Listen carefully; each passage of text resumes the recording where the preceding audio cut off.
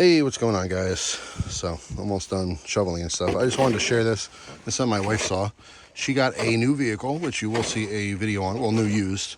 And she loves watching YouTube videos, as most of you do. And she saw this little tidbit. So on your snow brush, you can put a microfiber cloth on the bristle part and then some binder clips. And that way you won't scratch up your paint if you have a really nice car and you want to take care of it. Or if you have a really crappy car and you still want to take care of it. It's just an extra layer of protection and make sure you don't get those swirl marks and scratches and stuff. You guys, I don't know if you saw, years and years ago, I had my Chrysler 200, black paint, which of course shows scratches and stuff. And I used to carry a little flashlight on my zipper as a zipper pull. And I didn't realize one winter I scratched the hell out of the side of the car because I kept reaching over to clean the snow off the roof. So that was a disappointing discovery in spring.